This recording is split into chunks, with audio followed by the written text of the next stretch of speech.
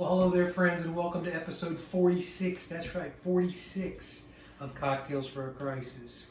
Barbara and I were talking about it. She said, dang, I can't believe it's 46 weeks plus of quarantine. Yep, she's right. I can't believe it either. Some good news this week, though. The numbers seem to be going down across the country. That's what I heard on the news today, anyway. So that's a good sign. So here's hoping everybody will continue to be vigilant and do the right thing. So tonight is endocrinology night. Did I say that right, Erica? Endocrinology night, because we're going to make the Monkey Gland, which I was just perusing through one of my cocktail books, and I saw the title of that drink, and I said, you got to make a drink called the Monkey Gland. And then I invented a drink that's kind of similar, but not really, that I'm going to call Glandular Fever. Just because it's endocrinology night. I'll probably try to say endocrinology multiple times tonight because it's a real tongue twister. So the Monkey Gland is a drink that was invented back in the 1920s, apparently. There were two versions that were made according to one of my cocktail books. One of them had absinthe, and that was the one that was made in England and Europe. And the other one had Benedictine, which you could get in the United States. So anyway, we're going to make the one with absinthe, so you can get absinthe. But if you want to go crazy and try it in a different way, you can go out and buy yourself a bottle of Benedictine and make it that way. I don't have any Benedictine. That's one of the things I need to go buy tomorrow. So I have that on hand. So, and the other thing I would encourage you to look up is just sort of look up Monkey Gland and see what that was used for back in the early 20th century. There was a lot of weird stuff going on with monkey glands, and there's a legend about William Butler Yeats connected to the monkey gland, but it's really more connected to the Steinach procedure, Steinach, the Steinach procedure. So you can go out there and do some research and educate yourself. All right, so tonight we'll make the Monkey Gland, and this one is served up, and you use the cocktail shaker. So we're going to start off with 2 ounces of gin.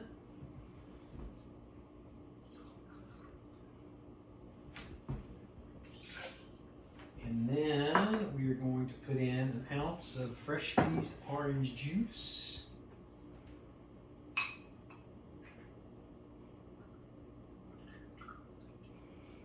There we go. Now the thing that motivated me on this was I had this pomegranate juice that I bought that I was wanting to experiment with, and I found that one of the versions of the Monkey Gland is pomegranate. So we're going to put about a teaspoon of pomegranate juice. Pom, you can get it in the grocery store. Give it a nice color.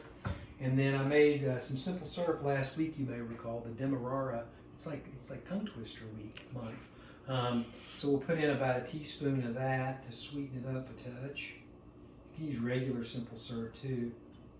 And then I'll mix my spoon around just to get all of it off and dry shake it.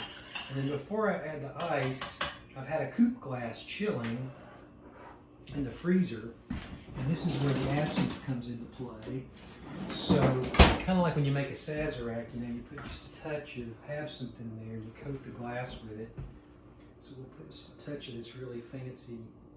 Oh shoot, I put too much in there. I guess that was a little more than a coating, Rob. That was a little bit more than a coating. I'm going to get a good coating here, and I'm not going to waste. That's like $10 per teaspoon. It is $10 per teaspoon, so I'm just going to do this because I don't want to waste it. Oh my gosh, it is potent, potent. Now say endocrinology. Ugh. Endocrinology. So this is the Jade 1901 that I got the second mortgage on my house that I got over there at Preservation in White. So I've coated my glass. I'll put some ice in the cocktail shaker. And remember, 15 seconds. That's the lesson I learned last week that I shared with you. So we're going to shake this for 10 seconds. I get it in my head.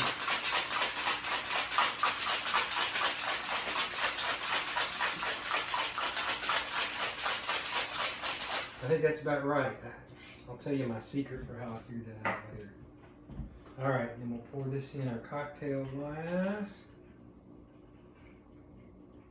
God, you look at those ice crystals on top, man. Beautiful. Oh. All right, and then to squeeze my oranges, I had to pre-peel my orange peel. You're going to garnish it with an orange peel. So we'll do that nice little twisty thing there. Pop that in. Erica liked this one in the lab earlier. Take a look. Down there. Pretty color. Look at those ice crystals.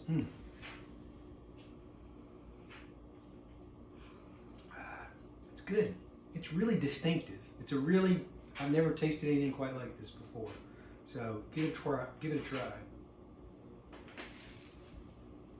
All right, I gotta mix out my cocktail shaker, and then we're gonna make this one that I invented.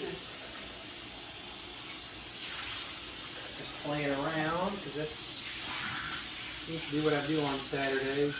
What Barbara does on Saturdays is bake. Bake. And you can see a delicious pecan bar. Doesn't that look good? They're good too. She made lemon squares yesterday. All right, so glandular fever. So this one's not quite as potent. So we're gonna put in 2 ounces of gin.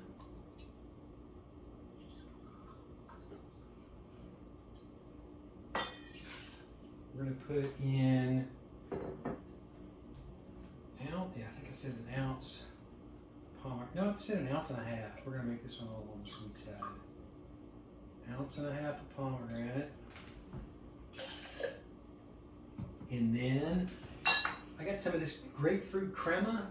You could use like a mixture of grapefruit juice and vodka if you wanted to. This is some of that Tattersall stuff I was talking about. I like this little grapefruit angle.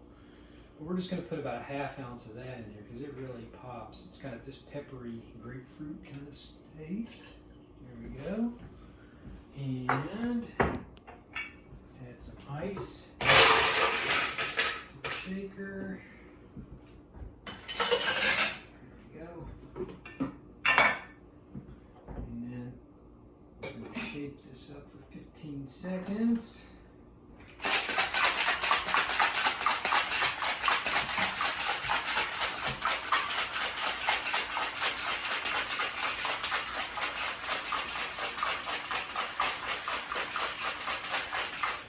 Does that work the bis or the tris more there, Rob? What's that? Does it work the biceps or the triceps more? I don't know which one's which. So here we go. Look at that color. Pomegranate gives it a nice, pretty color. Oh, you can see the little ice crystals. Oh, can you see those ice crystals over there?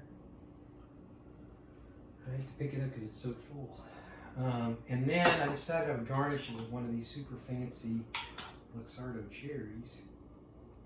Look at that.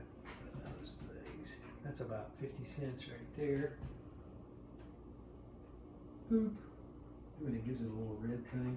See why I call it glandular fever? It looks just like, you know, it's that red kind of feverish kind of thing. So let's see.